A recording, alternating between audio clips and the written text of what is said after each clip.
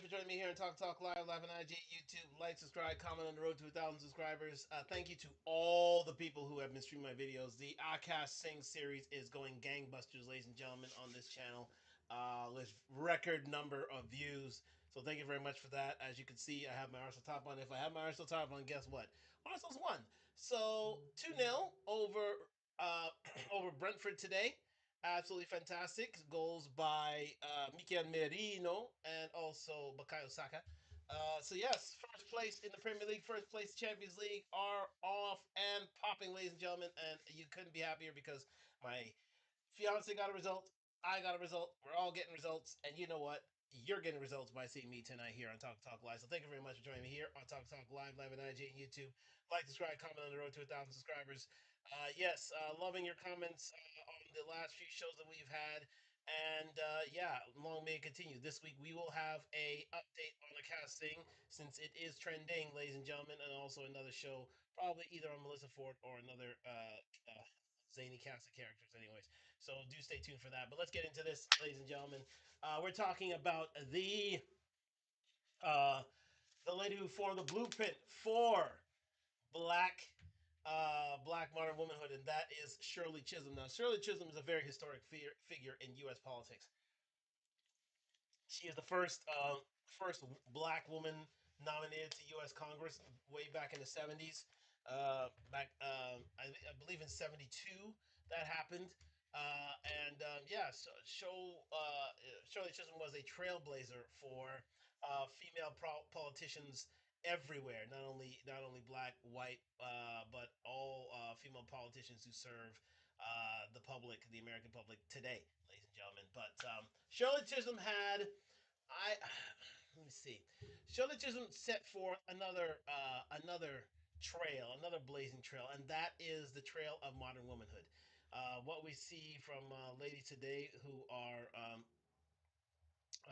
basically unfit for marriage, ladies who are obstinate, ladies who do not fit the code of fit, feminine, friendly, cooperative, submissive.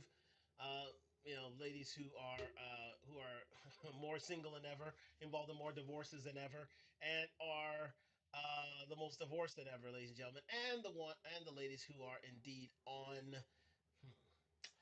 Uh, yes, well, helping analgesics. Yes, indeed, psychological analgesics to help and aid with their depression and anxiety. Yes, indeed, these ladies are all taking them in record numbers, and they stem from the movement not only started by Shirley Chisholm but also by Lana Wallace and also Gloria Steinem. Do look that up. Gloria Steinem was an alleged. Well, actually, she confessed it herself that she was a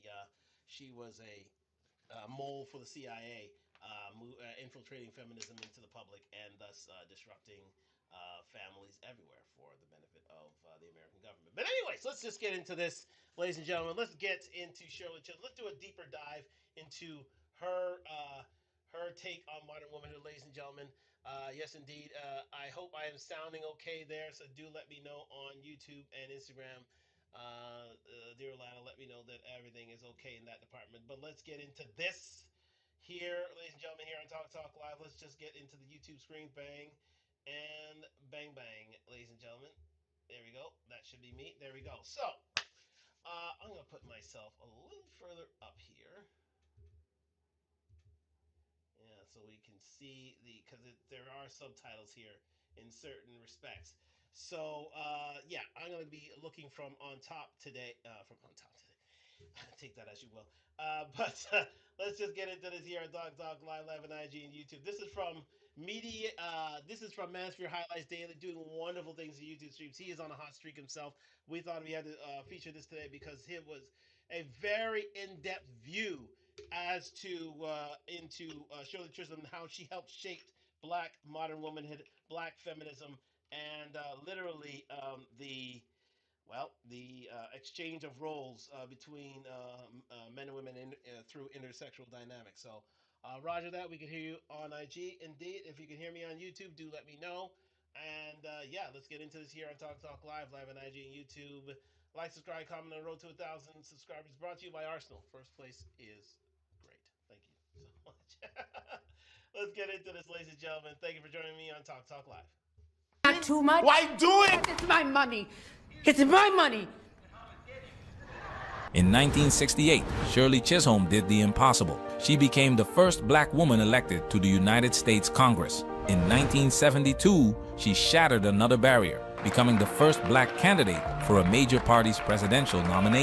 There you go. She was elected to U.S. Congress in 1968 and then became the first black female candidate for the presidency of the United States. So, yeah, she's a very historic figure in her own regard. But again, that came at a price, ladies and gentlemen. We're going to discover that on Talk Live right now. Thank you, Management Highlights Daily. Fair use, fair use, fair use.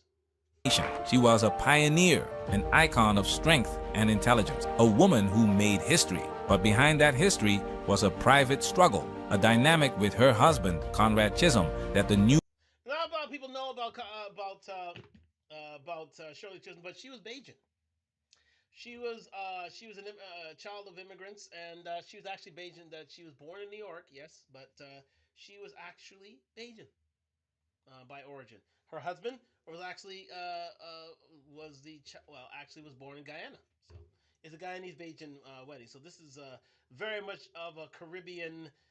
This is very much a Caribbean sort of love story, but it was definitely bore fruit in the United States through their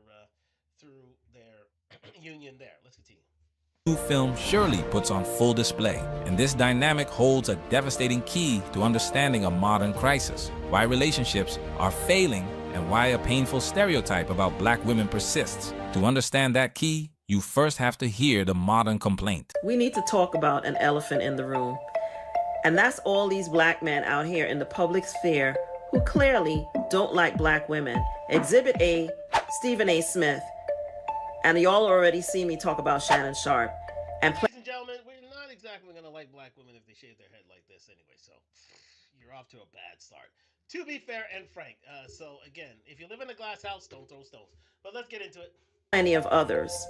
Every week it seems like there's another clip, another hot take that's really just another opportunity to punch down on black women. And I'm frankly sick of it.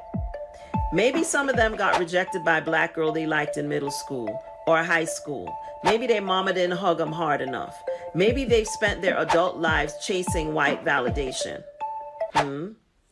Whatever it is, a lot of them are living out loud their self-hatred, and it's time we stop pretending not to see it. This is the loud public conversation we hear today. It's often framed as self-hatred. But what if that's a surface-level explanation? What if the root cause is something deeper, something about purpose and partnership that we can see clearly in the story of Shirley and Conrad Chisholm? What if the real issue is a fundamental clash of purposes? This isn't a diss video. This is an autopsy of a modern relationship crisis, and our primary evidence is the story of a political icon. Big shout out to Dr. T. Hassan Johnson for this video topic request. Salute.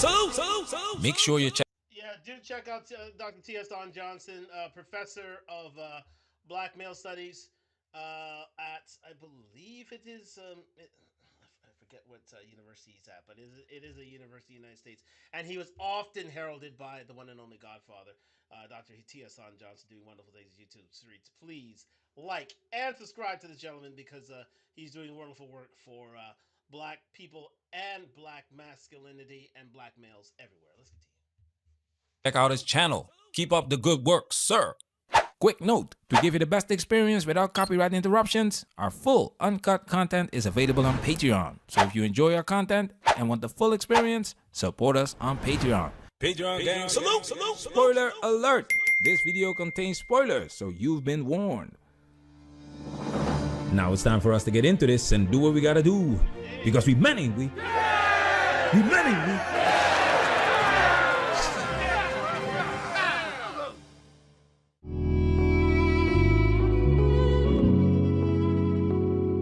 Who do I have to talk to? Speaker McCormick makes all the committee assignments, but he's Speaker of the House. You don't talk to the Speaker of the House. Hold on.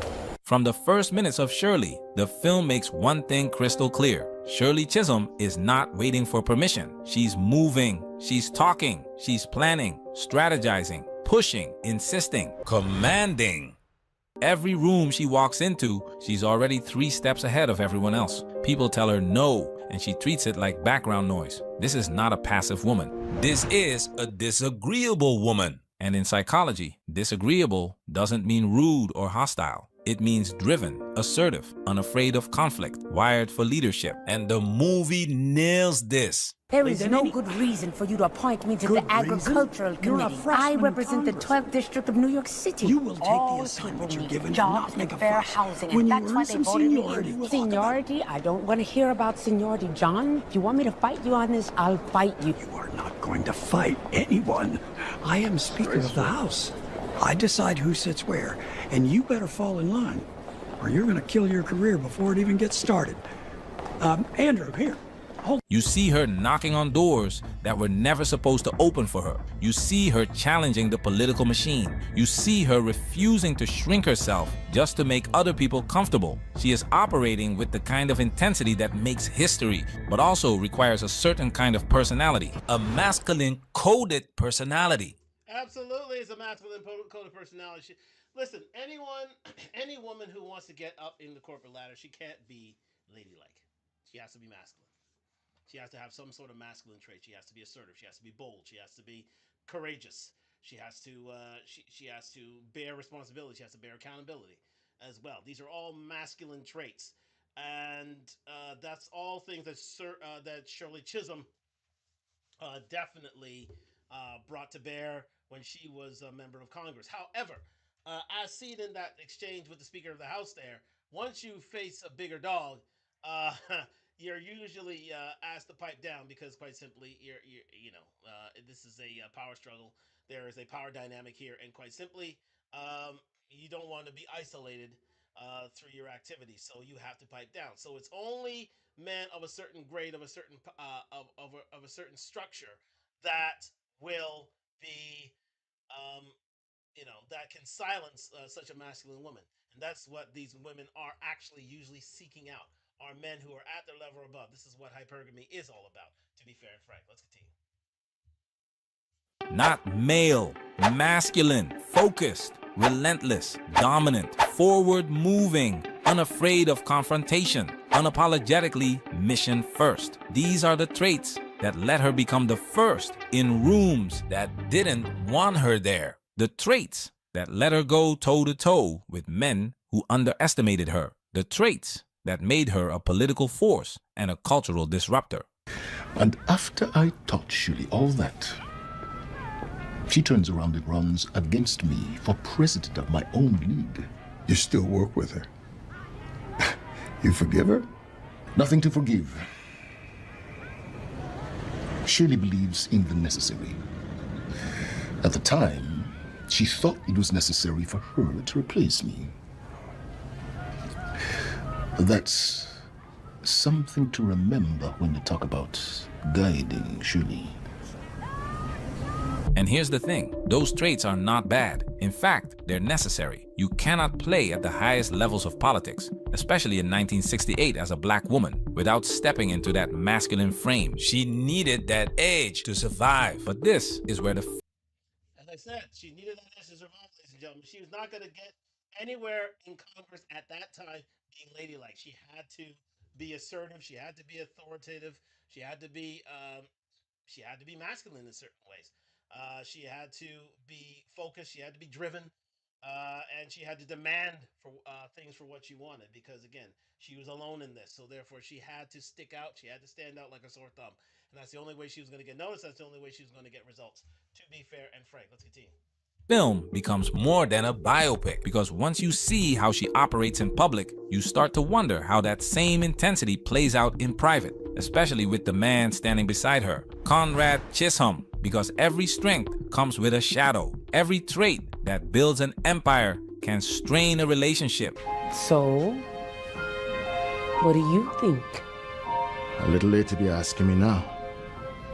But it's not too late. So what happens when the qualities that make you unstoppable in the world are the same qualities that quietly undermine the home you return to?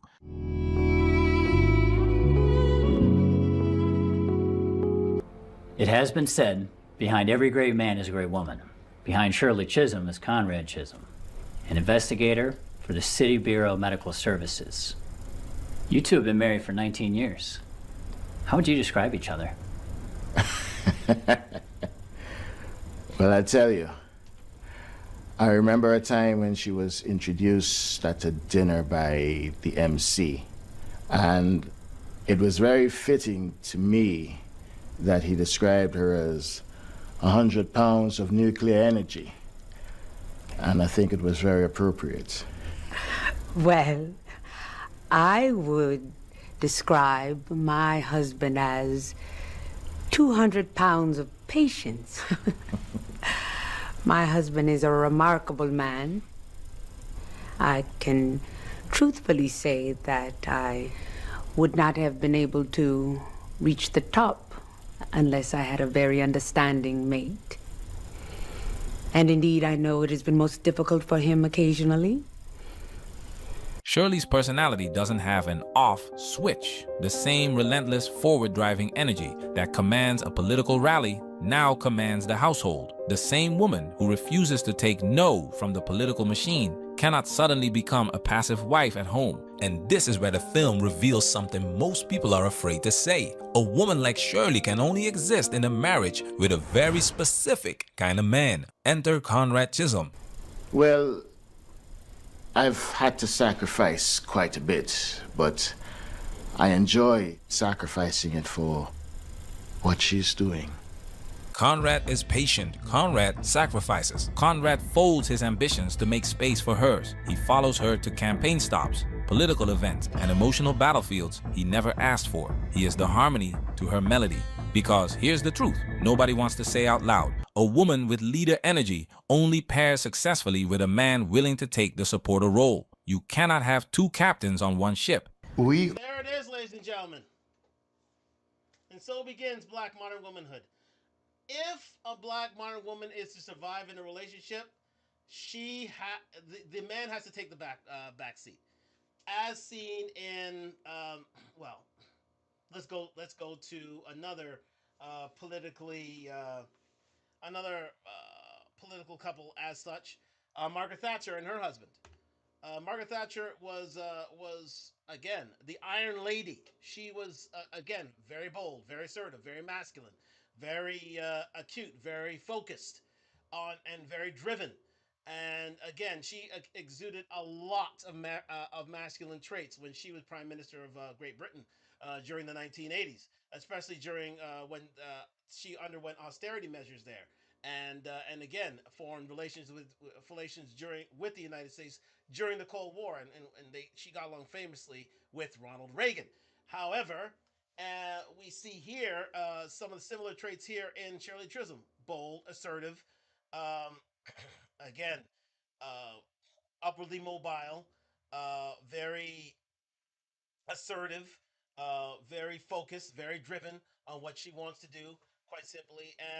And again, she needs a man who's going to be a yin to her yang. So therefore, she can't have a bold, assertive, driven male in the house because that wouldn't work. She needed someone who is going to be recessive, allow the woman to do her thing while the man uh, while the man plays the background to her foreground. So therefore, who's wearing the pants here? Definitely Shirley Chisholm is, because she's had to wear the pants while in Congress. So therefore, she's going to have to wear the pants while in private. You cannot switch off such a switch. You just can't. It is something that we learned through the movie of Shirley, and also we learn here in this video essays that quite simply, Conrad had to be the background to her foreground. Had to be the one who was, the more comforting, soothing, and caring individual to to Shirley Chisholm's assertiveness, as was seen in Margaret Thatcher, and as is seen in many modern relationships, quite simply. And but again, this is the blueprint right here. Shirley Chisholm. To be fair and frank, let's go. Already put in 20,000 of our own money. Now you want to put in another 36,000 on top? Why are you doing this? Why go on? I don't understand Conrad? what people walking out on you, giving up on you. I don't understand why you want to keep going out there alone, torturing No, yourself. It hurts I'm when I not see alone. this. What's There are happening people to who put you? their blood and It hurts sweat to into what we're watch doing. it. What would you have me tell them, huh? Fight, but not too much? Why do it? It's my money. It's my money. You're right. It is your money. It's your campaign. So why even pretend to care about what I think? That moment, Ladies and gentlemen, yes. Just before we get into what Manosphere Highlights Daily says, that when it comes to finances, that's usually a male role when it comes to finances, especially back in those days. So she was not, and for Shirley Chisholm to ask for her husband's opinion or basically be a co-signer to her demands and to her wishes, quite simply, um, that was unheard of in those days. Usually, women couldn't own a bank account at that time. I don't believe until the mid '70s. So for Shirley to come out and say that's my money, that's a very masculine trait she's taken on, and a man, and again. For Conrad had to play the background to a foreground and just relate, release, and just literally say, "Okay, this is your money. You do what you want with it. So why are you asking me for my opinion?" Because no um there was no this went unchecked here. She assumes the masculine role here, saying I'm going to do with my money what I want to do with my money, when it was quite simply unheard of back in those days. And again, we that is what's seen regularly in modern times. However, we're starting to learn now that men are starting to reassert themselves and say, this type of woman is someone that should be curbed, to be fair and frank. Someone that should not be dealt with on a regular basis, unless it comes to high stakes such as this, where political lives and also livelihoods are dependent on a female. But again, in many of these politicians you see today, they act like Shirley Chisholm, saying, "I'm not going to ask you for permission. I'm going to use the money as I want," and that is very much a masculine trait. So you see who assumes the masculine role within the house. It is Shirley Chisholm. Let's go. exposes a truth nobody likes to touch. When a man is the breadwinner, he provides for everyone. When a woman is the breadwinner, she provides for herself. Bingo, ladies and gentlemen. Well said by Manosphere Highlights Daily. When a man provides, he provides for all. When a woman provides, she provides for herself.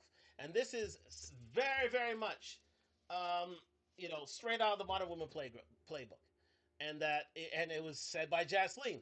My money is my money, and his money is my money. He provides for all. She provides for herself. It's true then as it is now, and we only get that through Shirley Chisholm in and of herself during the 1970s. We only get that through Margaret Thatcher during the 1980s, and we get it now through the likes of Jocelyn and Akash, where even though Jocelyn earns no money for the family, she still assumes that her partner's money, her husband's money, Akash's money, is my money, is her money. Sorry, and that her money, whatever she earns, is for hers to do with it as she pleases. And many modern women adhere to this edict. Let's continue. Men take care of the family. Women take care of themselves. This is why women don't date down. Because to them, money isn't responsibility. It's independence. Control. Shirley didn't want support. She wanted sovereignty. Control. And Conrad simply said the quiet part out loud. Not control. But most of us, many of us, I'm in recovery, are control freaks. See, there you go, ladies and gentlemen.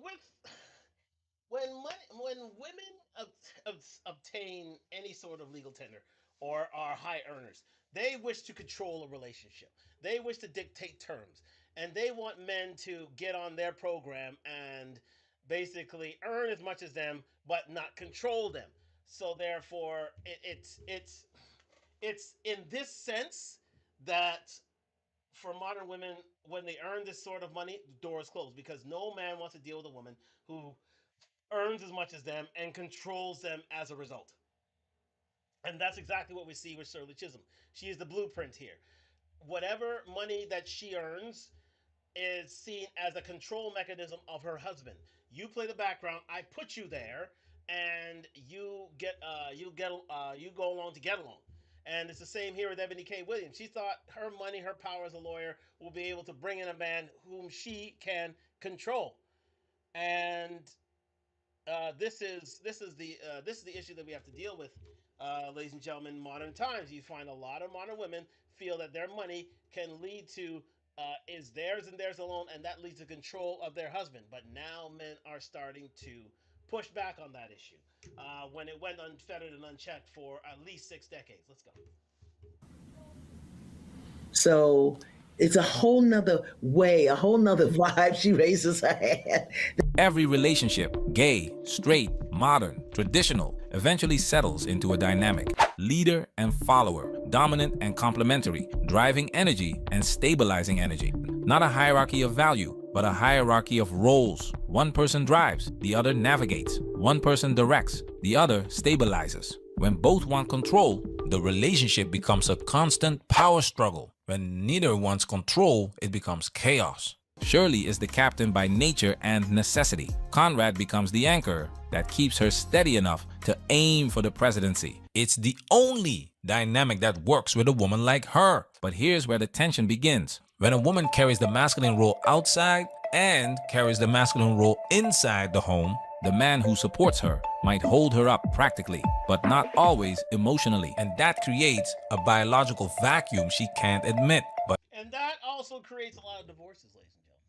With women entering into the workforce, they want to assume their own form of control, their own power struggle, especially if the more money that they earn. So therefore, they expect life to be dictated on their terms and their money to be ultimately of their own, as seen by most of these butthurt women who are the main providers within the family, who are upset that they have to let their money go to a husband, especially in the divorce proceedings when they are the high earners. See Erica Mena, ladies and gentlemen, where she literally had a fit when she was seen as the breadwinner within the relationship with Safari, and she had to pay him money because of her work on Love and Hip Hop Atlanta, I believe. Same by also Kelly Clarkson, who she did it privately. I believe she didn't do it nicely when she had to let go of her monies for her boyfriend as well, as seen with Halle Berry when she had to pay her two baby fathers child support because she was the A-list actress who earned more money than they did. So she's paying child support to these men. These women can't get the fact that their money is not their money anymore. They have a culture shock. They have a out of body experience, and they can't believe that a man can't go up and earn their money. But the fact of the matter is, you wanted control. You wanted to have things your own way. Well, in so doing, to the victor go the spoils, and heavy the heads that wears the crown. If you're the queen, fine. Well, you have to deal with certain people bringing taxes upon you, bringing child support upon you, bringing alimony upon you because you are the breadwinner. But women don't see things that way. They see their money as their money, but they don't get that. They don't make that causal link and basically accept the fact that with great power comes great responsibility. Let's continue. Can't escape. What happens when the follower cannot give the leader what she emotionally and even biologically craves?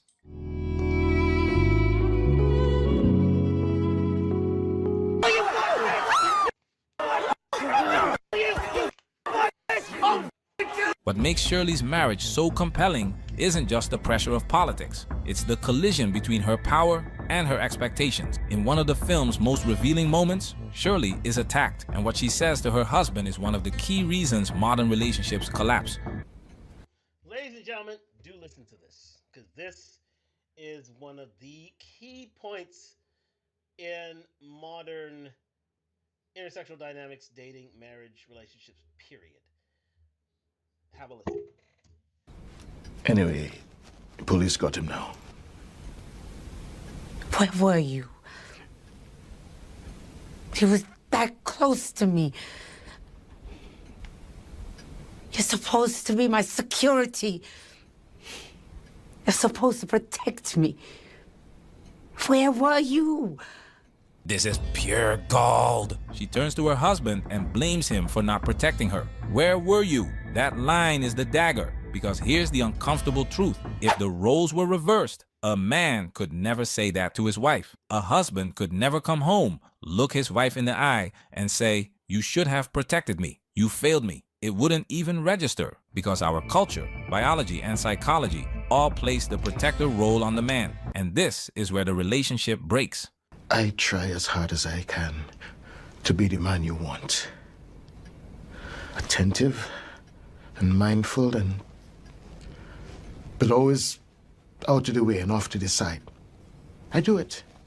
I'm happy to do it because I know how important all this is to you. It's not just for me. I know all the good that you can do. So I'll be a shadow. Because I know, for whatever reason, a shadow of a man is what you want. But don't get upset with me when I'm a little too good at it. Ladies and gentlemen, it is the ultimate irony of modern relationships. How can you have a man be a man when that man is emasculated? And then you ask him to act and be a man in certain situations, especially in protection contexts. It's very difficult. You want a man to be the background. You want a man to play the background, to literally be recessive, be somewhat feminine, be unassertive, be unassuming, go along to get along. You ask him to do all this, and then when you're asking your man to protect you and act on his manhood, and he doesn't, you scold him. Why should he be scolded? Why? He's only doing what you ask him to do, and that is be less of a man, so that you could be more of a woman. Well, I would say more of a masculine woman. So when a man is asked to protect at a drop of a hat, he can't be blamed if he fails in the responsibility because he wasn't given that responsibility.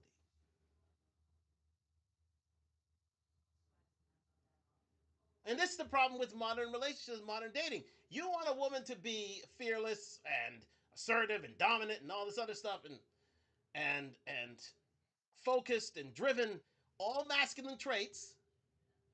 And yet, when it's time for for a man to be a man, you want him to, at a moment's notice, turn into that man. He can't do that. If you want a masculine male, he has to be the leader. Plain simple to the point.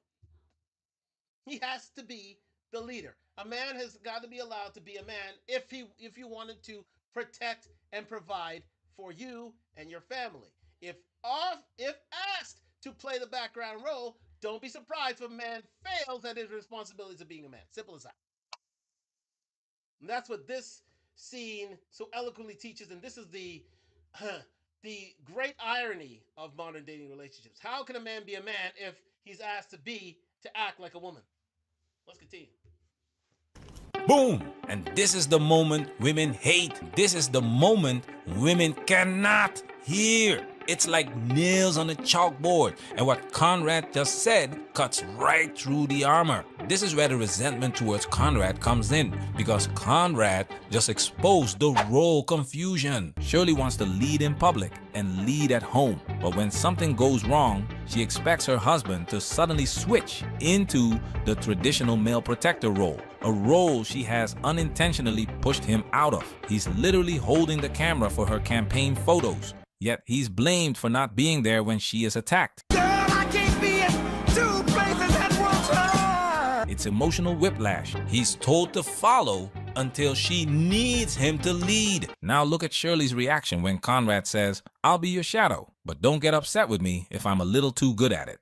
A shadow of a man is what you want. This is the face of a woman who doesn't understand that. Leadership comes with trade-offs. You cannot lead and expect someone else to absorb the consequences of your leadership. This is the myth of the power couple that modern women love. I lead when I want. He leads when I need. Life doesn't work that way. Absolutely not. If you want a man who protects and provides, he must be allowed to lead, ladies. Sorry. Sad but true. I'll repeat it. If you want your man to be a masculine one and able to protect and provide, he must be able to lead. So even if you're the breadwinner, that man must be able to make the decision for that family. Must be able to make sure that you are home safe and sound and protect you. He must be able to make the big decisions. He must be able to provide for his family and feel good about providing for that family and not emasculated for doing so. And this is where modern womanhood is flawed. Because you can't ask for a man, your hypergamous man, to turn around and say, "Hey, protect me," while you're the leader of your house.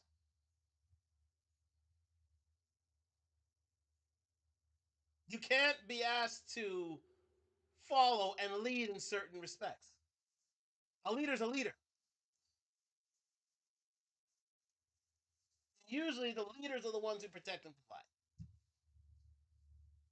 Unless you're in a alphabet gang relationship, then you can, decide then. But if involved with heterosexual relationships, cisgendered relationships, the only ones that really succeed is when and that man is still the leader. Because in these circumstances where your life is threatened, or your purse is taken, or you're pinched on the butt, or anything as such, you can't be asked to turn around and say, "Hey, um, yeah, come and protect me. Yeah, come and protect me. Yeah, do your job." My job is to protect and provide, not just protect at your whim. And this is where a lot of modern women get it wrong. This is where a lot of modern women, divorce, their husband because they're not feeling their masculine responsibilities, even though they want to be leaders. This is where we get the lyrics. I can't be, I can't be in 2 places at one time. So this is the problem. Shout out to Coolio for signing in. Let's continue.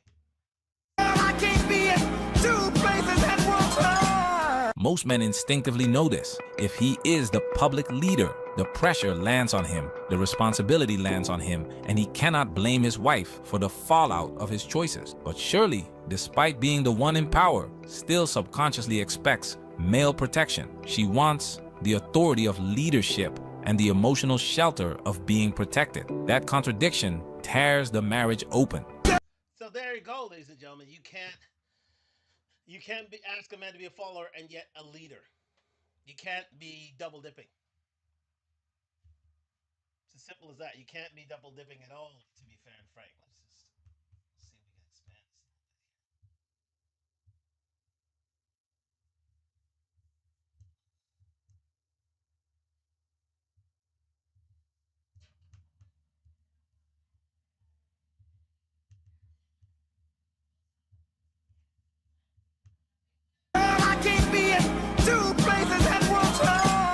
This is the core of the crisis. When the woman holds the dominant public role, the deep psychological expectation for the man to be the protector, the rock, the shield does not disappear. It lingers. It creates silent friction. She wants to lead, but she still wants to feel led. He wants to support, but he's stripped of the very identity, protector, provider, that defines how men love. They said, Chisholm, we know what you're going through.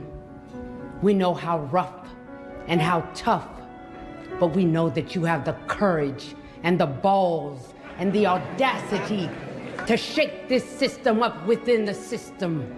The movie accidentally proves a point. Even when a woman is the political leader, the expectation for the man to be the rock does not disappear. And that's why the scene hurts so much. It exposes a truth no one wants to say out loud. A woman can take the captain's chair, but her heart may still want what only the first officer can give. But what happens when the emotional needs of a dominant woman cannot be met by the very man she has pushed into the follower role?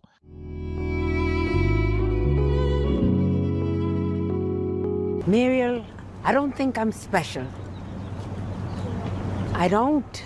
I'm just how I am. And I don't know any other way to be.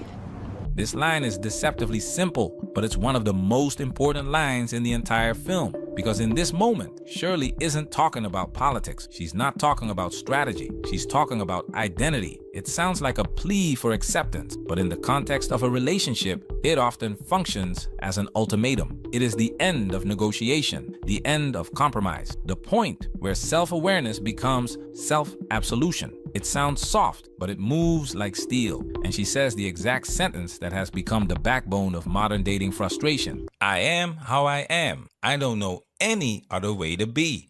So, ladies and gentlemen, this is the blueprint of modern womanhood. She is who she is. She's going to be dominant. She's going to be assertive. She's going to be masculine in certain traits. And now, most men are leaving these women. They're being passport bros. They are going to different races. They are selecting women of their race who are going to be fit, feminine, friendly, cooperative, submissive. And they're leading women like this in the past. Now, again, this was novel in the 1960s, in the late 1960s, early 1970s, where feminism was just taking root. Third wave feminism was just taking root, in which women were seeking equality, especially in places of political settings and milieus. However, it's now near, well, it's over 50 years now since this has been in place. And as we will see, as we take this show a little bit further, men are getting tired of it. Certain men are getting real tired, and they're starting to walk away, as seen by the MGTOW group, or seen by the Red Pill group, or seen by, well, I wouldn't say Black Pill so much, but definitely by Red Pill and Black Pill, and Manosphere adherents and advocates. They're walking away from these women because they don't want to come home to these women, because these women are masculine. They are themselves. And they can't find the feminine at home. So these women are being left behind. They're not relenting, releasing like Conrad here, and allowing women to, you know, take the wheels, except when they need to be protected. They're just walking away. This is where the film quietly mirrors a cultural reality. Black women in general have adopted this posture because it's the cultural blueprint they were given. Complete different thing. But since we've never been trained, we haven't been trained, we haven't been taught. So we do it the way we were taught to do it, which is very masculine in nature. So there you go, ladies and gentlemen. This is where things started to really, really, really take root. Is that since the men of the house were slowly dissipating, especially during the 80s and early 90s, there weren't men in the household. This sort of attitude really took root among daughters of that age. The I would say the Gen X's, the millennials, and now Zennials. They start to really take root during this time, where women started to take on a Shirley Chisholm type of posture, Shirley Chisholm type of personality, an A type personality, you know, an alpha type personality, a masculine type personality, whereby their mantra, especially with African diaspora women of the Western world, was they've gone to college not to be not to find a man, but to show how independent of them they are. So this is where you get the single independent, don't need no man. That's the how should I say, the evolution of Shirley Chisholm, where she wanted a man to be in the background to show a family unit. Now it's a case where there are no men in the picture. Not until she's good and ready. And until she's 35, 40. Just like Ebony K. Williams you saw there.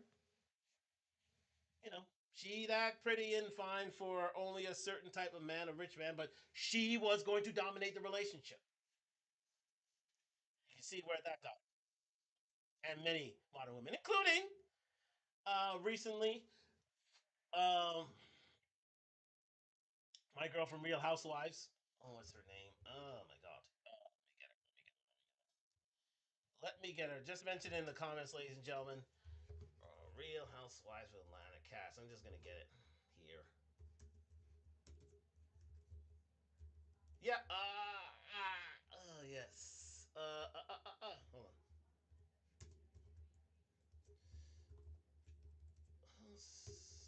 Housewives of Atlanta. Of course it wouldn't, even though it's the most viewed housewife show there is. Uh,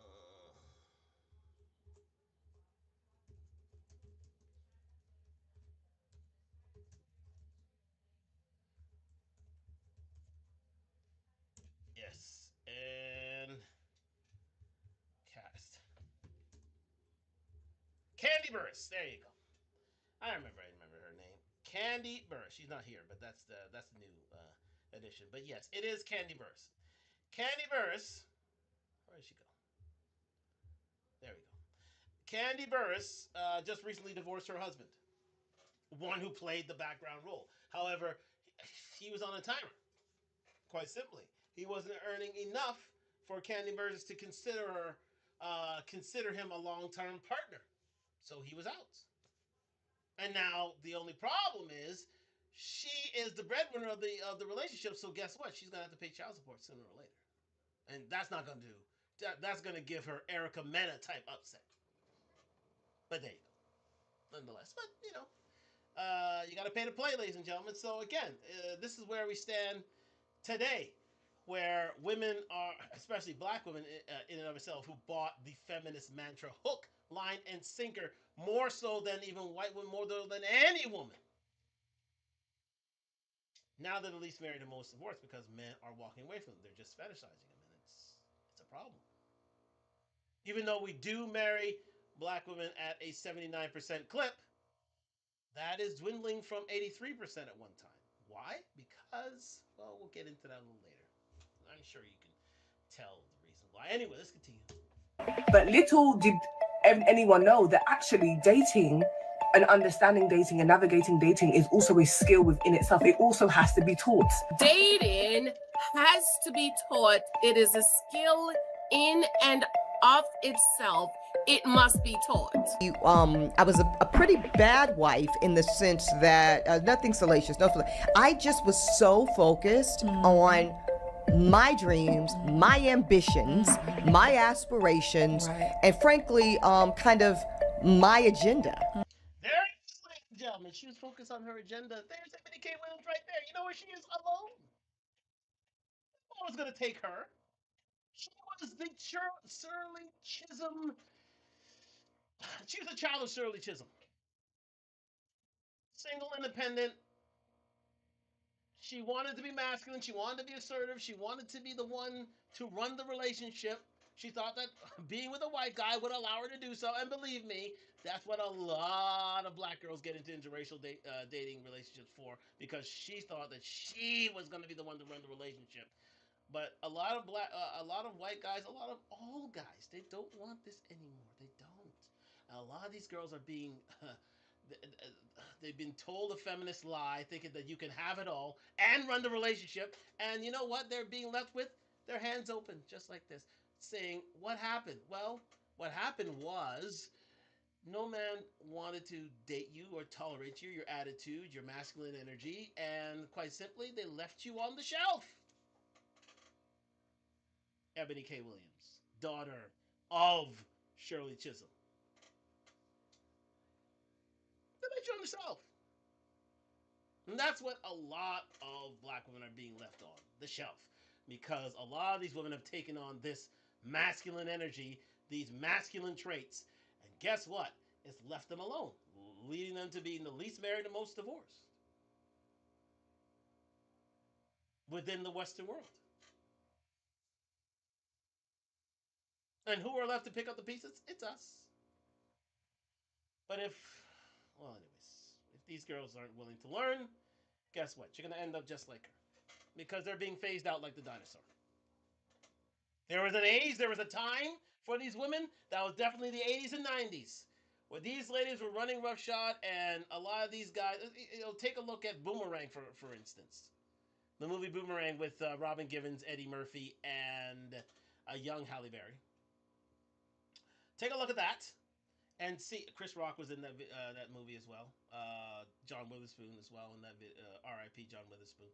A very very good film, but it showed you modern dating at that time in the 90s, where a confident, intelligent, assertive black woman, that being Robin Givens, was seen as sexy, seen as desirable. But guess who the man eventually chose? She chose Halle Berry. Soft, demure, fit, feminine, friendly, cooperative, submissive lady. She was the one who was chosen, not Robin Givens. Just a thought. Let's go. And I was immature enough and inexperienced enough to believe that loving me and being even, I guess, married to me even meant going along with that agenda. It meant if you love me enough, you're gonna kind of go. Go along to get along. Get in line. Yeah, just like Shirley Chisholm's husband did, Conrad did. Go along to get along. Get in line with my program. I'm running the show. The ladies who want to run the show, you know where they are? Alone. For the most part. Especially black women. Oh, they're alone. They're only married at a 29% clip. 29%. That is awful in the Western world. Awful. The lowest of all women. These women are not being chosen. And if you think swirl activities, listen, we're going to go with the stats a little later, but let's continue. My way, or more or less, here is the highway. The mentality of my way or the highway is installed at birth. This brings us back to the clip from the start of the video. We need to talk about an elephant in the room. And that's all these black men out here in the public sphere who clearly don't like black women. The clip of the woman accusing black men of disliking black women because it shows exactly how criticism is received, not with curiosity, with confrontation. And I'm frankly sick of it. Maybe some of them got rejected by a black girl they liked in middle school. Not with reflection, with resistance, not with dialogue, with disagreeableness. They call us angry and difficult or hard to love. But what they're really showing the world is how much they've been damaged by the system that taught them to hate themselves. And ladies and gentlemen, look at her. Just take a look. I'm sure a smart individual, to be fair, but does she look inviting? Does she look feminine? Does she look like someone that somebody wants to be? No. No. Hair. She's aggressive. She's assertive. She's trying to be dominant. Look at her clothing. She's she's a librarian for an army. She looks like one of the guards.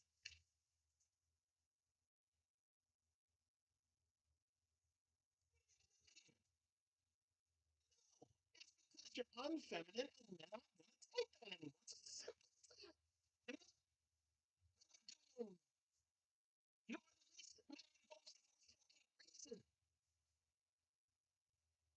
and your shame tells guilt need to be right. It's not. It simply isn't. Men are just walking away. And until you change your attitude, you can get it done, but men are choosing different. We're just coming to. We have 5 minutes left on Instagram. I'm gonna try and renew the feed, but yeah, we're gonna be continuing here on YouTube. So do come to us in YouTube. And thank you very much for joining me here on Talk Live on IG, YouTube. Like, subscribe, comment, on to subscribers. We're still going with this. Let's go. This is not new.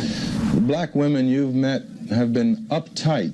What do you mean by that? Ladies and gentlemen, that's James Earl Jones, and that's his wife in 1968. He, R.I.P. James Earl Jones. R.I.P. the original Vader.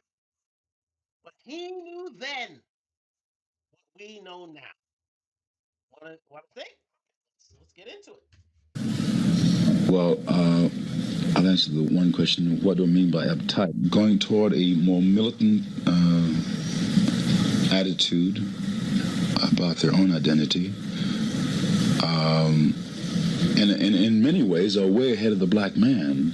I don't think that you have to reprogram men. I think you have to reprogram women. No, you have to reprogram the man so that he will forcefully take what belongs to him, because you know women, as long as we can get, we're going to get, and it's part of our being. We're going to do anything to you that you let us, whether we want to or not. There's an almost unfeminine aspect of the black militant woman. Black men. Ladies and gentlemen, that's 1968. That's James Earl Jones then telling black women, you're too damn militant. With his white wife beside him. You're too darn militant. Your job was not to be equals. You want to rule the household.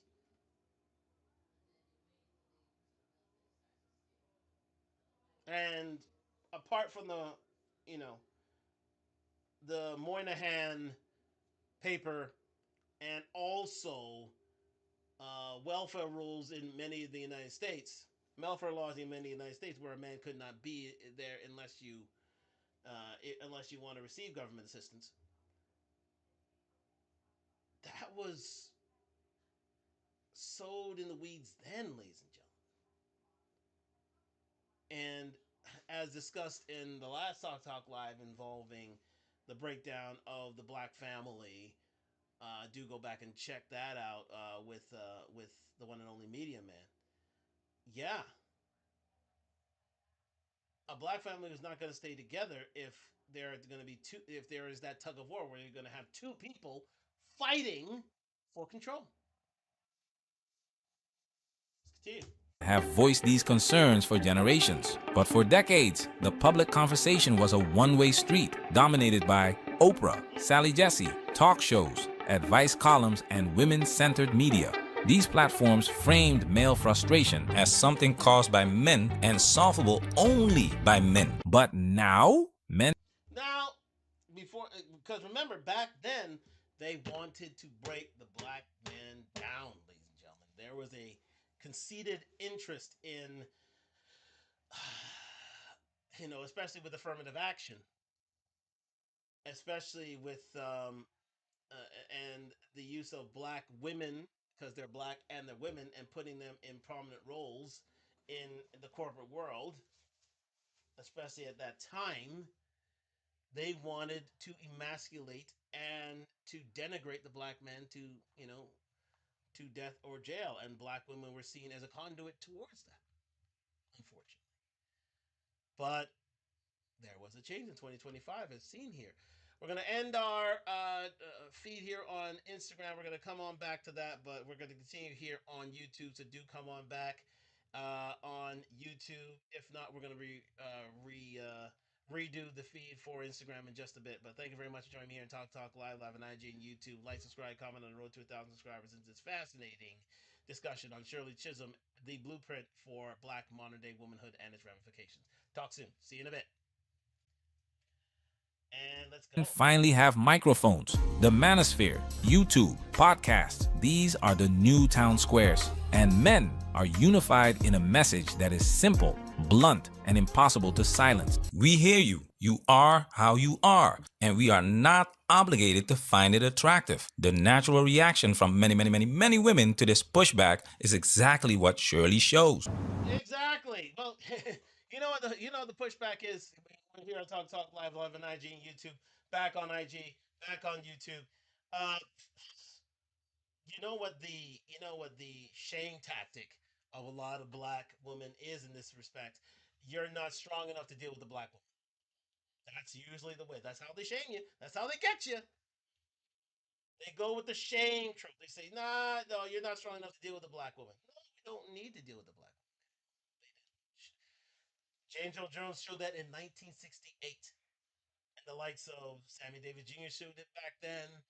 Also, Sidney Poitier showed it back then, and many others. And right now, that is indeed the case. And unless black women change, then their only hope will be their last hope. What's the team? I'm sorry. A hardening, a doubling down, a refusal to self-reflect. Long time I didn't do it because women in general, they don't want to hear. They think their way is right. And I'm crazy when I say sit down, shut up, and listen, and you can create what you want. They don't want to hear that. How you Oh, Yala Vinzant went in, and you know what? She has to smile because she's one of those women. Ebony K. Williams. She won't sit down, shut up, and listen. She won't do it. So why would any man come and take her on? No one. No one would want to do that. Why? Why? When you're not learning. And two of your three pillars are gone. Your youth is gone, and your fertility's gone. So all you have left is your relative beauty, if that. So why would a man not deal with a woman with all three pillars anymore? Nah.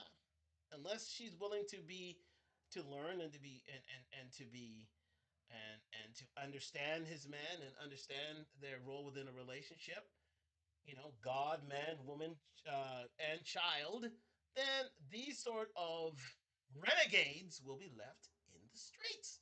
Sorry, fend for yourself out there because you don't wish for cover, as Ebony K. Williams clearly did, because she wanted the driver of the bus rather than. No, she wanted the owner of the bus, not the driver of the bus. There you go. I got it right. Let's go. manage yourself, how you talk to men. We got to stop talking to these men like they're boys.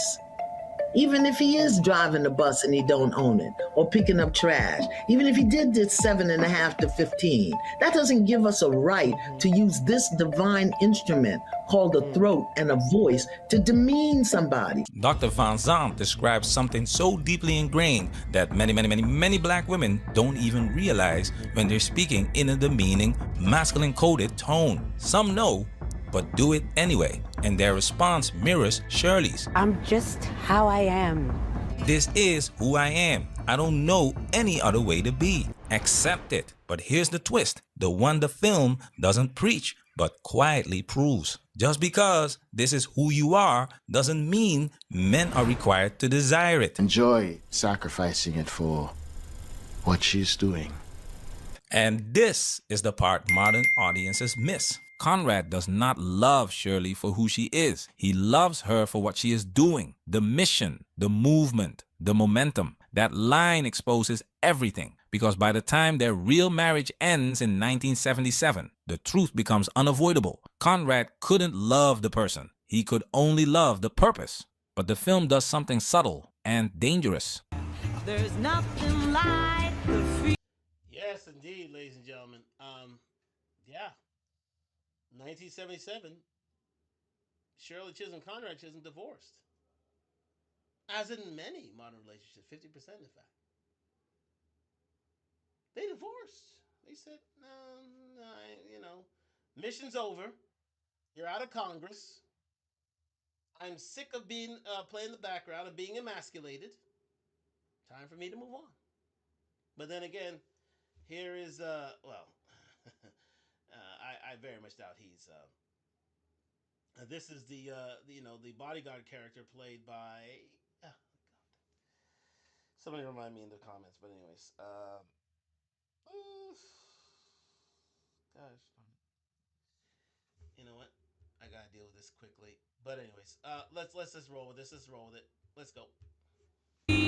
It introduces Arthur, played by Terrence Howard, as the man who loves Shirley for who she is, the man who protects her when Conrad couldn't, the man who brings her food, forces her to rest, shields her from the chaos of the campaign. It paints him as the fantasy, the man who accepts the difficult woman exactly as she is, no compromise required, no adjustment necessary. But here's the problem. That portrayal doesn't reflect what men, the majority of men, are actually saying for decades, for generations, across barbershops, interviews, and now podcasts. Men aren't asking for a perfect woman. Men are asking for a wife, not a rival, a complement, not a competitor, a woman who brings relational energy, not campaign energy, into the home. The film gives Shirley a man who loves her as she is. And yes, in real life, Shirley did marry Arthur Hardwick Jr., but the movie's version of Arthur is not a realistic representation of how most men respond to the version of Arthur is not a realistic representation as she is. And yes, in real life, they remained the rest of their lives together. So she bought into a man who was going to play the background role and accepted it. Arthur Hardwick. They remained together for the rest of their lives. So she found that man. Now, certain men you don't want to play the background, so be it. But that's not a majority of men. Sorry, ladies. The majority of men are not going to be playing this background role for the moment. You're not going to get a Stedman.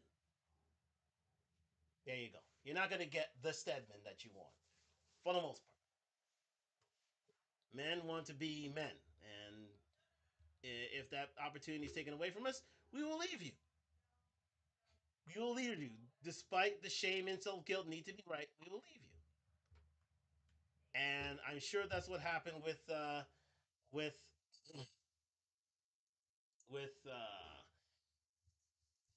the Real Housewives here or there. Yes. Tiny is. Oh my goodness. Yes.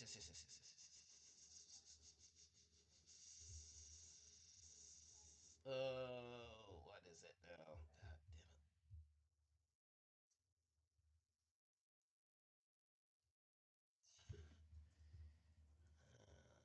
damn it. Divorce. Candy Burris to Todd Tucker. There you go. That's what's gonna happen. That's what's literally gonna happen. This is where we are. This is where we stand. But let's continue. Shirley did marry Arthur Hardwick Jr., but the movie's version of Arthur is not a realistic representation of how most men respond to a woman who leads with masculine, political, competitive energy. It's a cinematic ideal, a narrative fantasy. Real men, the majority of men, don't operate that way because while identity is personal, attraction is not. Which brings us back to the point. Men in 1968 felt trapped. Men in 1998 felt unheard. Men in 2025 finally feel free enough to say, your identity is your right, but the consequences of that identity are not. Identity is personal. Attraction is not. Just because you are who you are does not obligate men to build with it, date it, or wife it. Not because they hate black women, not because they fear strong women, but because no man wants a competitor in his home.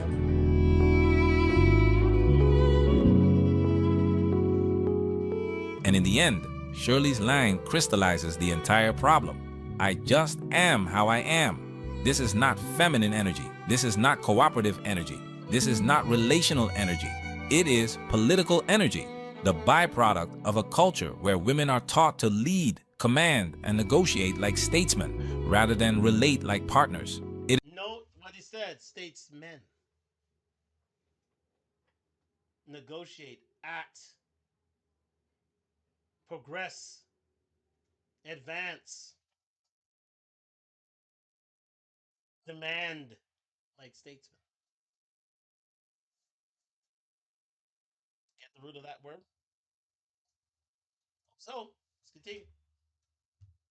Is the quiet echo of a gynocracy, a social structure where women set the emotional terms of the household and men are expected to adapt. Her husband struggles with it. Men today struggle with it. The film doesn't call it by name, but it captures the dynamic flawlessly. And that leads to the tragic irony. The traits that make Shirley powerful in public make her difficult to love in private. Because even when the culture shifts, relationship dynamics don't disappear. Expectations don't disappear. Attraction patterns don't disappear. And in the end, the market always corrects itself. You can demand any price you want for your product. You can insist men accept you as you are. You can even reshape the culture to treat your posture as normal or justified, but you cannot force anyone to buy it. Excellent point raised there by mediocre by Manosphere Highlights Daily. It's MTR, not MHD. Anyways, uh, excellent point in that the market does correct itself. For years, we have fallen victim to the feminist mantra.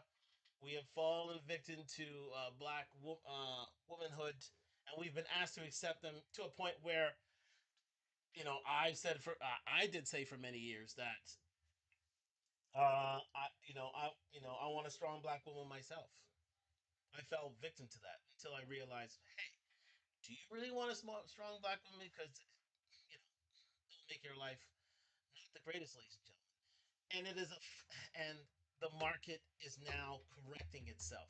Men are walking away from these women. They're phasing them out like the dinosaurs, saying, you know what? If you're going to be that type of woman, be on your own or be with someone of your own kind. Other than that, don't bring that to me because, as will be seen in the next video, men are changing their views on the subject of love, relationships, and marriage. But excellent expose brought there by Manosphere Highlights Daily, doing wonderful things with YouTube. Please like and subscribe to this man. He is doing excellent work, and quite simply, he deserves a round of applause for this, for this great video. I think one of the best he's ever done. And for his in-depth study on how Shirley Chisholm is indeed the blueprint for black modern women out there in the Western world. But we're not done here yet, ladies and gentlemen, because of course, black modern womanhood. One thing they're very, very good at is the sign language. Shame, insults, guilt need to be right, and we are seeing that here, ladies and gentlemen. And we are here to dispel a lot of those rumors, ideas, epithets, to be fair, and we are leaving it to the one and only medium man to do away with these things. And again, he's going to break it all down, all these tropes and such. We're just going to offer him a few minutes and a few of these tropes himself, and then we're going to sign out. So again, I leave it to the one and only Medium Man. Please like and subscribe to Medium Man. I think he just hit 50,000 subscribers, doing wonderful things to YouTube streams. Let's get into this. And creator lists 3 reasons why black women can't marry a black man, and why black men are at fault. Yes, of course, it's our fault. Yeah, of course. Let's go. 25% of women of color have never been married. And I'm going to give you 3 reasons why this actually is truth. And before I get into this, let me just tell you, y'all probably going to get mad at me on this one too. I get mad at you for that microphone that you're holding in your hand with your scissors. It shows real intent. I did a previous post and many of the men kept commenting, we're the prize, we're the prize, we're the prize. Maybe that is so sassy to me. I'm just going to be very transparent about that. I think it is very sassy. And the truth is I don't know if y'all understand what y'all are saying. So let me break down 3 reasons. So the first reason is because of incarceration. 13% of the population in the United States is made up of black men. And out of that 13%, we're talking about when it comes to prison and jail, 37% is black men. So that means while we're already the minority, we then become the majority in jail. A lot That makes no literal sense. You look stupid with that scissor in your hand holding a microphone. of us are locked up. Let's talk about a narrative that we've heard 1,000 times and one that the black community refuses to let go of. Black women aren't getting married because all of the good black men are locked up. Sounds familiar, right? What if I told you that's not just wrong, it's mathematically false? Let's go straight to the numbers. There are around 2 million people incarcerated in the United States. Black Americans make up about 37% of that, which is roughly 740,000 people. Let's say that every single one of them is a black male. That still means 96.9% of black men are not incarcerated. That's over 22 million black men and boys who are not behind bars. Oh, wow. Like we showed you on Talk Talk Live, 97% of black men and boys are going to school. They're free, tax-paying citizens. 54% of those men are single and childless. 61% of those in the middle class are I'm just not a girl that's about to go meet a man in jail. Okay, we're not doing it. We? We. Now here's the twist. Black women, more than any other group, are willing to marry or support incarcerated men. They visit, they wait, they support emotionally and financially, and many maintain long-term loyalty during and after incarceration. So, if black women are this loyal, even to the men most others would disqualify, then why are their marriage rates still the lowest? Because loyalty doesn't always equal marriage, and often it isn't even mutual. Now, the second, ladies and gentlemen, it seems that those black men, of which only are a tiny percentage, I would say about what, in the hundreds of thousands, in a country containing 13 million people, they're still being visited by their black women. Yes, indeed. Black women really ride or die for these prisoners. Funny how things are dispelled once you see them in action. reason why a lot of women are single is because we are making more money. In America, the black woman out-earns and out-educates your mate. What? Okay, if you have to listen to this man, oh my God, and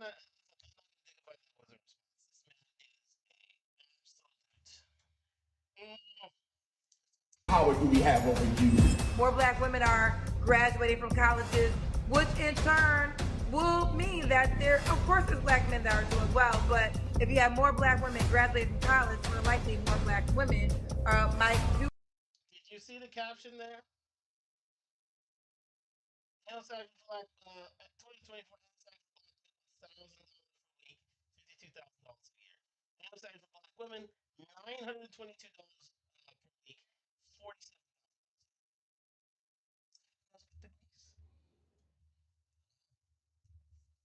More than black, financially better than black men. A lot of women, especially black women, and I might get in trouble for saying this, but I will, in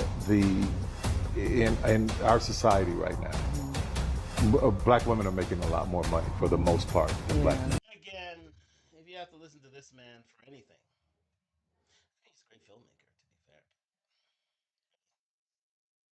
He is definitely on the other side of the street. I need to watch my back. Black women are excelling. They're getting accelerated degrees, graduate degrees, doctorate degrees. They're starting businesses. Black women are running circles around this. In 2024, black men ended the year earning just over $52,000 annually. By mid-2025, that number had climbed to around $1,100 per week, showing consistent year-over-year income growth. That's the strongest trajectory we've seen for black men in years. Shout out to black men. I know you get a lot of flack in the black community, people calling you guys bottom of the barrel. But if you look at the statistics, man, you guys are continuously improving. it means so much in these spaces because I understand how much flack we get, bro. I done like 4 videos recently where everybody had the same narrative that black men are just getting cooked in the black community. And it's just so satisfying to see you guys working hard and increasing your annual earnings, man. It's amazing for the first and second quarter. I'm so proud of you guys. And if you took in recent quarterly results, black men have now outpaced white women in terms of median weekly salary. We're third on the totem pole, ladies and gentlemen. Oh, actually, fourth on the totem, next to Asian men, Asian women, white men. We just jumped over white women. Just did. Unheard of a couple of decades back, but now black men on the rise. They are, but nobody talks about it because that doesn't suit a narrative, does it? Let's continue. Thank you. Weekly earnings of wage and salary workers second quarter 2025. So of course I did this myself just so you guys can understand it. I got 2024 and 2025. So at the top from first to last, Asian men for the first quarter 2025. Let's go here quick. Then you have white women, $1,103 for the first quarter. Second quarter just released, $1,100. So they actually decreased slightly by $3. Black men, you guys see that? And I told you, I predicted this. $1,017 in the first quarter. We increased our annual earnings to $1,053, okay? Now, if you guys remember, we've been talking about this since the last year, fourth quarter, when I reported those earnings, when black men out-earned white women. I predicted that black men would continue to increase. 2025 just hit, and I'm predicting that you'll see a spike in black men's earnings. So Hispanic men, they earned $991 in the first quarter of 2025. They run for a little bit there, so we're gonna move on to the next phase. Oh, yes, the $100,000 earners here. Let's go there. Let's go that. Let's go. Earners, black men versus black women. This is $926,000 for black men, $721,000 for black women. That is a $205,000 difference in people for black men in favor for black men. And then with the representation of the respective labor force, that is 6.09% of the 15.2 million of black men in the workforce. And then that is 4.26% of the 16.9 million black women in the workforce. So that is a 1.83 percentage point difference in favor of black men. So black men have more 100K earners, because that seems to be a sticking point, because people point to there being more black women. That is true. There are more black women in the workforce. There are more black women in our black population. However, that doesn't shake out in regards to 100K earners. Yes, there are more black women, but black men still have more 100K earners. Okay? Just the facts. I don't care about your... And the truth is a lot of my six-figure honeys, they don't want to date men that make less than them. And most men that make over six figures, or, are doing very well financially, they either don't want to date their race, or they're already married, or if you're an older woman who is a little bit more established, they're not trying to date older women. And so then we result to just having a little fun boy, and then people got a problem with that.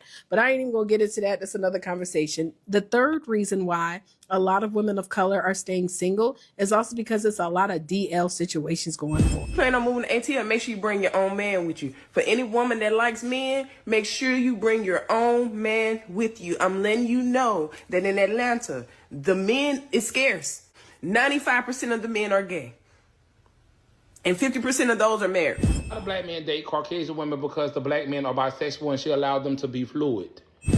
Is it just me, or is like all men or certain traits that they have really do come off as, if you're paying attention? Black men who only date white women, and y'all ain't ready for this conversation, but I'ma say it anyway. They on a DL. Men that be sending on podcasts, bashing women, they be on the low, honey. I don't know why y'all even sit up.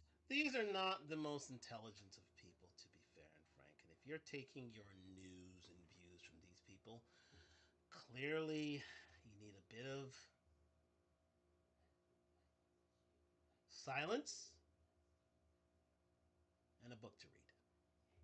Up there and listen to anything they say when they don't even like women at all. It's easy for them to sit up there and bash women because they're not attracted to them. And I'm gonna tell you guys how I feel about this whole DL whisperer. So are y'all ready to talk about the gym bros, the men that always at the gym that are obsessed with the gym? Are y'all ready to talk about why they're always at the gym and why they spend so much time at the gym and who they're seeing at the gym? And to quickly sum up what I just said in 3 minutes, get you a simp. That's literally who are going to be the straight men, the men that are simps. So what's up, DL Whisperer? How to tell if your man is DL? Go see if he's making any videos about DL women. If he been playing a sport his whole entire life. Ask him what's the last book he's read. Just ask him. The last full-length book he's read. I'm sure you'd be surprised with that answer. Let's go. He's probably DL, especially if it's basketball or football. Any black-dominated sport, probably DL. What are the signs that he could be on the DL? A lot of guys probably are these days. So the best sign to look out for if he's on the DL, he dresses better than you. She-Ra 7 is the bane of black womanhood everywhere. And quite simply, if you are a woman that listens to this woman on a regular basis, you deserve to be curbed. That's number one. If you are dealing with a black man, you need to have at least the small thought that he may have either been involved with a man sexually or he is actively still The elevator's not getting up to the top floor here, guys, okay? Dealing with men and you don't know about it. Me personally, whenever I've dealt with a black man, I've always just had it in the back of my head based off of certain things where I'm like, he probably is or has had relations with another man before. Let's address this viral and destructive myth that's been echoed in the black community. Most black men are gay. Now, before I begin this video, let me be clear. Someone's sexual orientation is nothing to be ashamed of. Everyone deserves respect, privacy, and dignity. But when queerness is weaponized to shame or emasculate black men, it stops being about identity and starts being more about stigma. That's where the line must be drawn. This narrative is often and also about shaming black men. And I mean, listen, if you're gonna try and hurt us, call us gay. Yeah, call us part of the alphabet gang. Oh, even though the alphabet gang, to be fair, in there are form the more lucrative partnerships, especially gay men are the more lucrative relationship partners out there. Number one, I believe. They're seen as the highest earning couples around. So, happy Pride. Often used, especially by some black women, to shame, stereotype, and further divide the black community. It's been a key spark in the ongoing gender war online. The data tells a very different story. And today, I'm going to break it down clearly, calmly, and factually with a level of respect that's rarely extended to heterosexual black men in public conversations. According to the Williams Institute at UCLA, about 1.2 million black adults in the United States identify as LGBTQ+. Of those, 61% are black women and 39% are black men. Let's freeze that right there for a second, so y'all get a real good look at that. Now, this is very typical throughout the African diaspora in the Western world. LGBTQ+. Of those, 61% are black women, 39% are black men. Therefore, 2/3 of those from the alphabet gang are black women. 2/3. Many of them bisexual because they see that as a relationship advantage, especially with men. Yeah.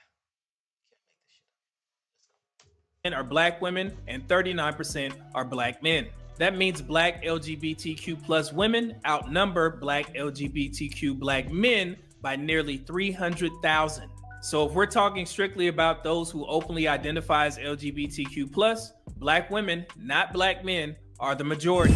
You know, I'm here in Atlanta, Georgia, baby, and I got a couple of gay friends where all they do. And I'm sure there's studs who are trying to get at you. Oh wow, funny that. Do is date heterosexual men. I see people going around talking about Atlanta in their HIV rates. They had like 20,000 cases. 20,000 positive cases of HIV and AIDS in one city is fucking crazy. The scary part is not the number of the ones we know. It's not the 20,000. It's the people that don't know. It's the other half of that, and then some. It's the people that don't get tested, won't get tested, will never get tested, and that's going to keep passing it on. That's the fucking part. The CDC's HIV numbers are not based only on people who walk into a clinic for a test. The CDC and state health departments use a three-pronged surveillance system. The first one is confirmed laboratory reports of HIV diagnosis. The second, anonymous population testing surveys. And number three, the South also has among the highest poverty rates. So again, HIV and poverty, they go hand in hand. Because people at home, all they're doing is sneaking in. Unprotected, I might add. All right? Now, me personally, that's not a heterosexual man. A man that wants to sleep with another man is not a heterosexual, even if he is married. I feel like that is the ultimate betrayal. That is still cheating. There are two things you need to worry about, my dear. Number one, it's that scissors you're holding in your hand. You may hurt yourself, even though you want to hear yourself. Secondly, you should be watching your back for the female population rather than the male one, because it looks like you're on the menu rather than the other way around. Cheating to me is the ultimate betrayal, whether it's with a man or a woman. But there are more men out here. I've gone to a couple of the gay clubs and seen people, and I'd be like, what is he doing in here? I'd be seeing him at the gym. And so it's a lot of men out here that are just not available for us. And so what are we? Exactly. But again, more lies, more deceits, especially when you're only talking 1/3 of the alphabet gang population. To do well, I do have a couple girlfriends that have gone outside of their race and they enjoy it. Another common example is when white men proclaim that white men and black women have the lowest divorce rate. A white man and a black woman are 44% less likely to get divorced. Pretty interesting, isn't it? My sister.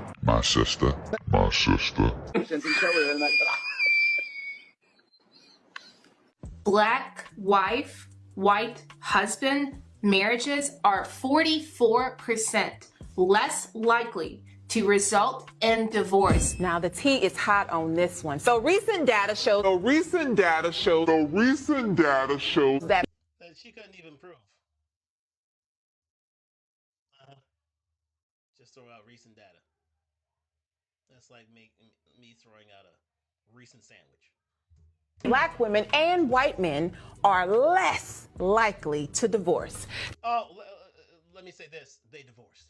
Yeah, these two here, these guys, divorced. Than other interracial couples, with black women in these relationships being 44% less likely to split compared to white couples. But that claim comes from a 2008 study using marriage data from the 1970s and 1980s. Modern research shows that black women have the highest divorce rates of any race, gender group, and that interracial marriage outcomes have changed dramatically in the recent decades. Yet again, a flattering but outdated statement becomes widespread, shaping beliefs far removed from today's reality.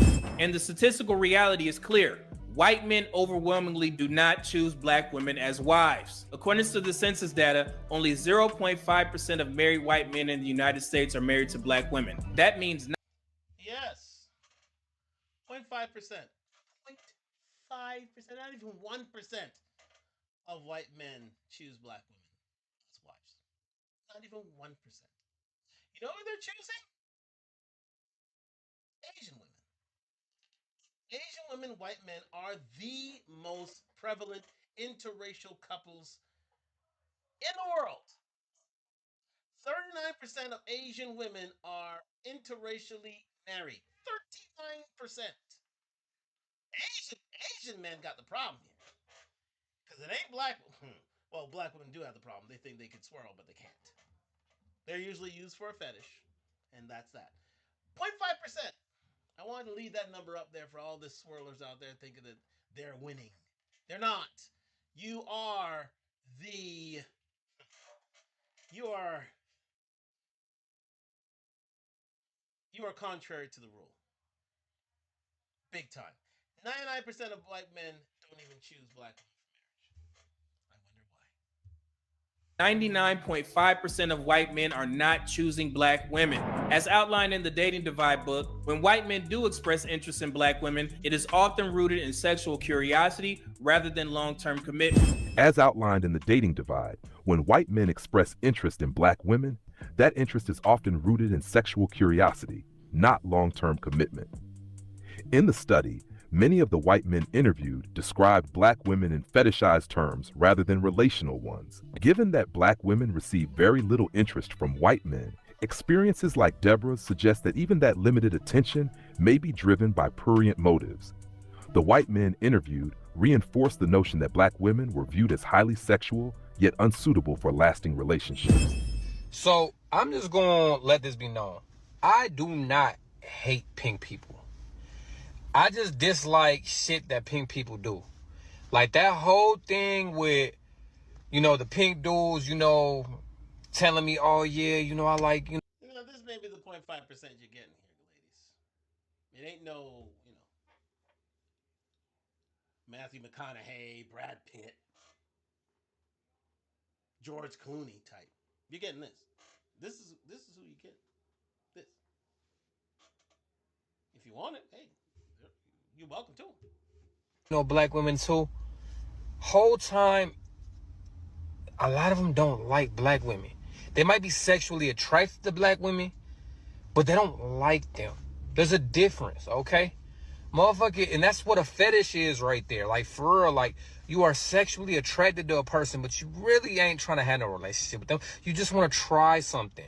Or you want to rebel against your family because they dislike black people. So that kind of turns you on. It's like when somebody tells you no, and you like, oh, like, you want to do it. Like, mother ain't going to tell me no. Like, I'm finna go do this. You feel me?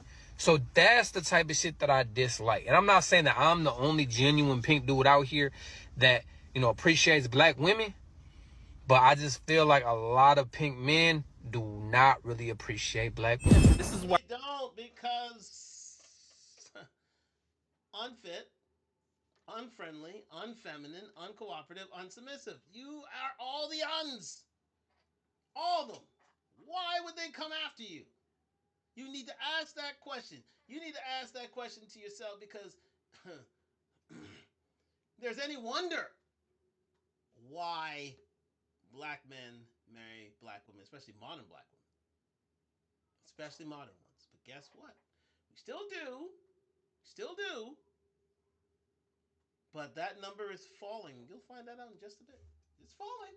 Why so many black women continue to circulate the outdated Bratter and King study claiming that black women and white men have the lowest divorce rates. They push that statistic in hopes of convincing white men to consider them as wives. Yet, the numbers haven't changed. White men still overwhelmingly do not marry black women.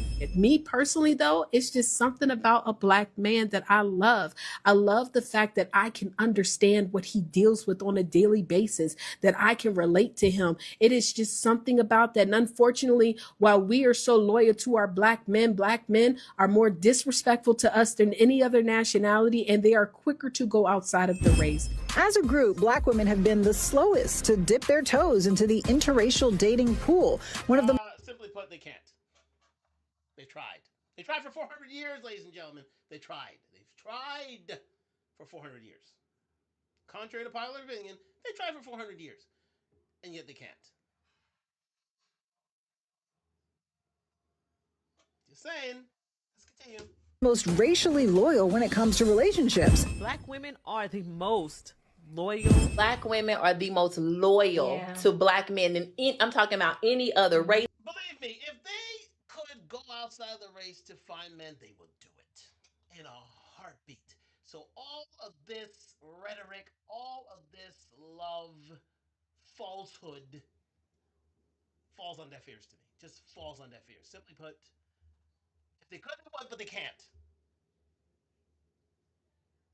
So here we are. Any other ethnicity, black women are loyal to black men. Black women are very, very race loyal. They really want to be with Okay, you know what? We're going to talk about this important later because this girl, ooh, she's a shrew. Let's go. black men. We often hear this narrative floating around social media. Black women are the most race loyal. That's why they don't marry white men like other races of women do. At first glance, that sounds honorable until you ask one critical question. Are you being loyal or are you just not being chosen?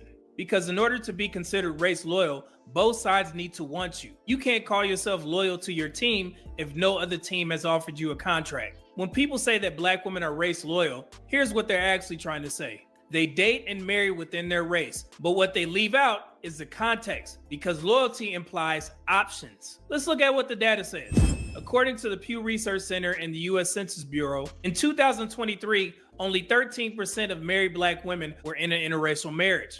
And black men, 21%. You can't call it loyalty if you were never recruited. And that's what we're seeing on the dating market. Despite the growing TikTok trends, divest, black wife effect, swirl, and soft life content, white men are not marrying black women in significant numbers. In fact, the latest data shows that less than 0.5% of white men are married to black women. And that's... And listen, ladies and gentlemen, that is all men.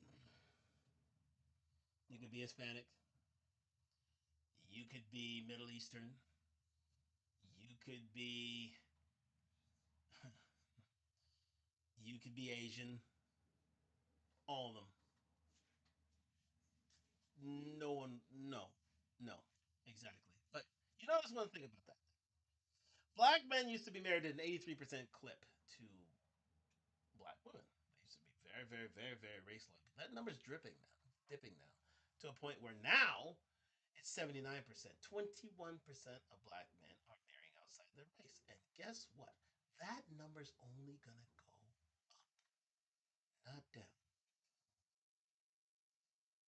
Until black women realize that their men are good men, middle class, single without children men,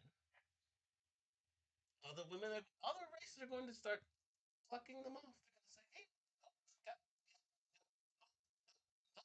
take a look at the NFL draft. Take a look at it. Take a look at the NBA draft. Take a look at that.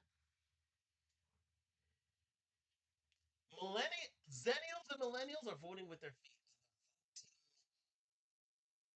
Who else? Not the majority of the time, but a lot of the time. And a lot of the time, it's starting to be on the increase. Get to know that black women. Truly put, black men are your only hope. You need to get on board because a lot of other races are starting to see how good of a mate we really are. Coming from the U.S. Census Bureau in 2015. So is it race loyalty or is it race isolation? So who is marrying black women? The answer is clear. Black men. Black men marry black women 79% of the time, even with almost twice the out-of-marriage rate of black women. So if anyone's being race loyal, it's black men. But instead, we're painted as disloyal, unavailable, or undesirable, all while other men aren't lining up to marry black women either. Well, remember, this is the same thing that happened to the Kamala Harris campaign, right? Black men were blamed for the fact that Kamala Harris never got into office, even though we voted for her at an 84, 85% clip. Make that make sense. You see how backwards that is? And while we're here, let's dispel some of the myths that circulate in these conversations. Number one, good black men are in jail.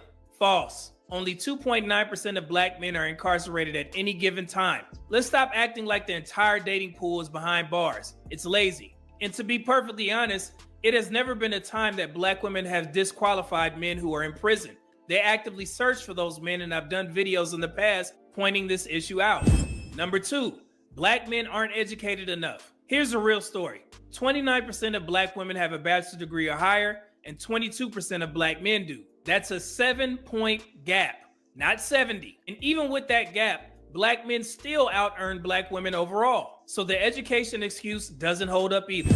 Number 3. You know why that is? It's because black men, in this instance, will do the dirty, the dangerous, the infrastructure, the construction, all those jobs that women in general and black women in particular don't want to do en masse.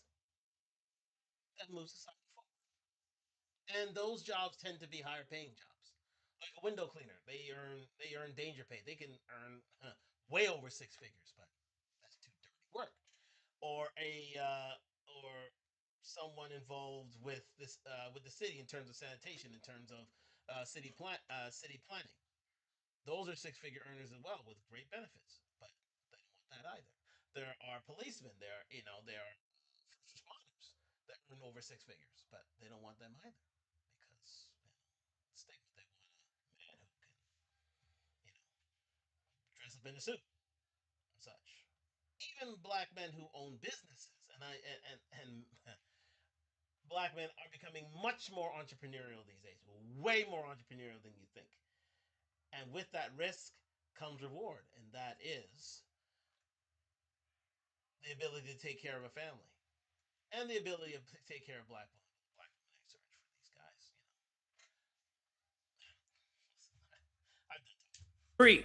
Black men don't make enough money. According to the Bureau of Labor Statistics, in 2024, black men earned a median income of $52,000. Hispanic men earned a median income of $50,000. So if it were just about money, how are men who earn less getting married more? Maybe it's not about economics. Maybe it's about attitude, culture, and expectations. Black men are told that they need to be flawless. They need to be educated, rich, not dusty, not toxic, and definitely not average. 6 feet, 6 figures, six pack. Meanwhile, 6 inches or more. Dude, don't forget that. Don't forget that. Black men usually. while other races of men can be plumbers, warehouse workers, and Uber drivers, and they're still considered marriage material men by black women. But let a black man drive a forklift and suddenly he's settling material. So this is not about loyalty, it's about double standards. The bottom line is this: you can't be race loyal if no one else is checking for you to begin with. Black women aren't the most race loyal, they're just the least interracially selected. And that's not a morale badge, that's a marriage market reality. So let's stop romanticizing rejection and calling it loyalty. And let's stop blaming black men for not being picked more often when we're the ones actually marrying black women. In the black community, we often talk about saving the family, rebuilding the household, or restoring what was once lost. But the truth is, we can't fix what we don't measure. For years, people have said, black people just don't get married anymore. That's become a cultural slogan repeated so often that even we've started to believe it. But when you separate the data by gender, when you look at black men and black women individually, a new picture appears. This is the only time I'll make that separation publicly. And I'm doing it not to divide us, but to clarify where the momentum is and where the community needs the most help. Because if we really want to restore the black family, we have to start with the truth and not talking points. Let's start with the numbers. According to Pew Research and the US Census data, as of 2023, 36% of black men are married, as opposed to black women's 29%. That may not sound high, but what matters is the direction. Back in 2017 to 2021, black men's marriage rates was around 34%, and black women's was closer to 28%. Black men's marriage rate has grown about 0.8 percentage points per year. If that same steady pace continues, no miracles, no manipulation, black men will reach roughly 40% married by 2027. That's out there. Black men will be black men marriage rate is growing up by about 0.8% per year. They're at 35% now. Black women have held steady at about 28-29% for at least a decade. And guess what? As Media Man has already pointed out, if those statistics keep rising,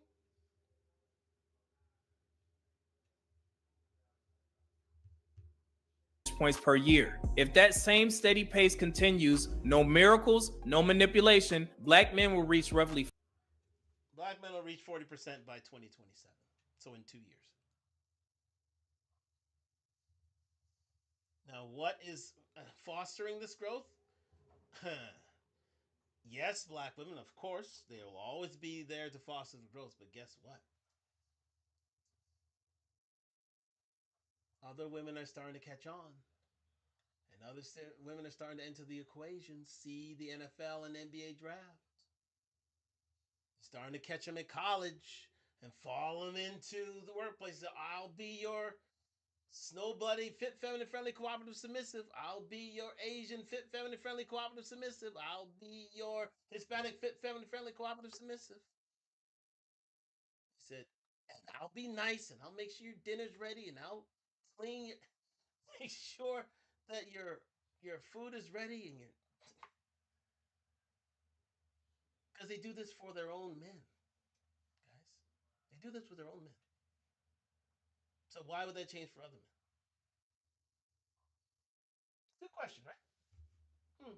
See that statistic? It's only going to rise. It's 36% now. On 2023, we're at here. We're at, man, we have 37% now. That's seen to be up to 40% soon. Whereas will black women be? I hope it's on an upward trend as well. And I don't know why. 40% married by 2027. That's not an exaggerated claim. It's a statistical projection based on real data. This is the story of a quiet, consistent comeback.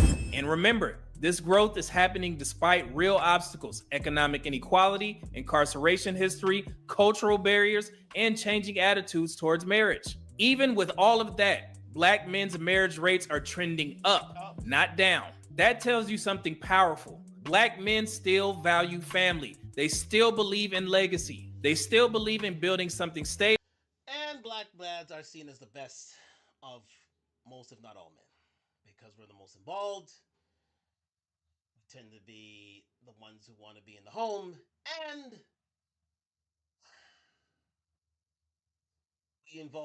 we're involved in most decisions involving the children. We don't leave it to their wives to finish. We're involved. That breaks all the myths. And you know who's finding about all these myths? Other races of women, unfortunately. One person's trash is another person's treasure, right? Okay. Even in a generation where many are walking away from it. A 2020 study published in Innovation in Aging, titled Social Support, Everyday Discrimination, and Depressive Symptoms Among Older African Americans, a longitudinal study by Muzan et al., examined older African Americans and found that black women were more likely than black men to report that they neither have nor desire a romantic relationship, while more men were married or cohabiting, and that gap widened with age. That finding matters because it highlights a persistent difference in relationship engagement over time. It's not about who's better or worse, it's about willingness and intention. Pew Research adds another layer to this. Among singles nationwide, 61% of single men say they're currently looking for a relationship or dates, compared to just 38% of single women. It's not about who's better or who's losing.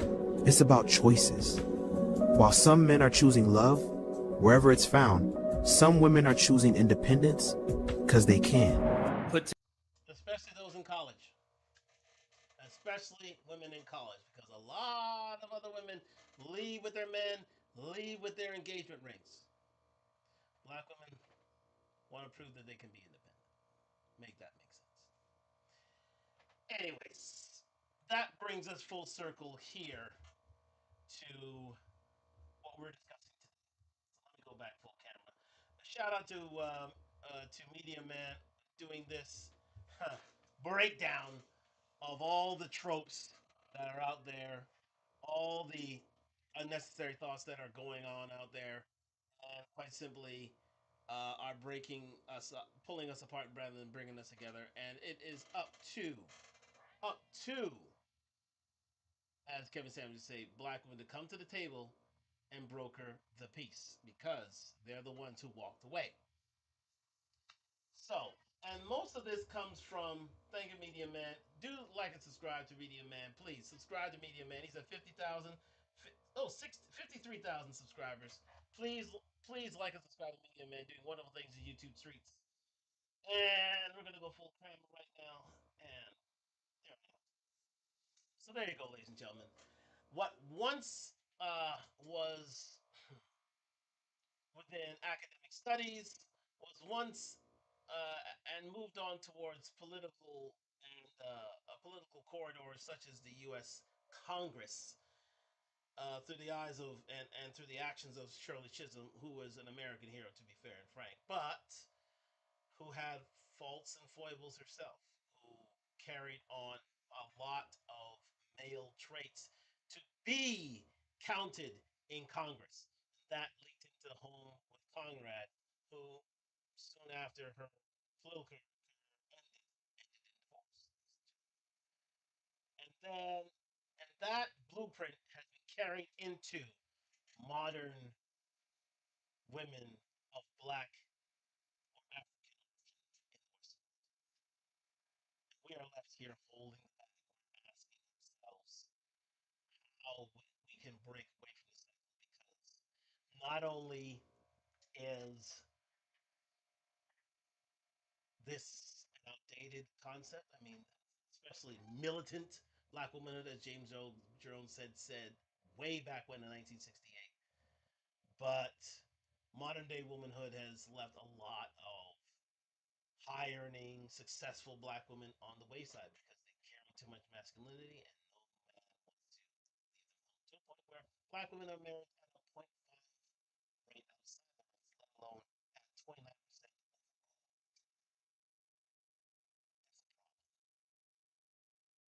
The only ones who are going to come save you are black men. You know, it's the restaurant theory that I always propose. That is,